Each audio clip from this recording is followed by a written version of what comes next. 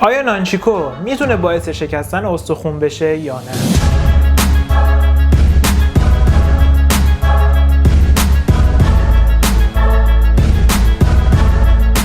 برخلاف باور یه عده که فکر میکنن نانچیکو یک سلاح صرفا نمایشیه، این سلاح میتونه تا 100 کیلوگرم نیرو وارد بکنه. 3 عامل باعث افزایش قدرت ضربه نانچیکو میشه. مورد اول جنس بدنه، اینکه نانچیکو شما جنسش از چوب باشه، حالت ژله‌ای داشته باشه، این خیلی درد، یا نمایشی باشه یا حتی آهنی. مورد دوم مقدار نیرویی که هر شخصی میتونه وارد بکنه که بستگی به توانتون داره، همون قدرت فردی خودتون. برای خلع سلاح کردن این عالیه، مخصوصا اگه استخوان‌های دست و انگشت رو مورد هدف قرار بدید. اگه درست ضربه رو وارد بکنین باعث شکستگی دنده، بینی، مچ دست، خود دست. کار بد نکنین.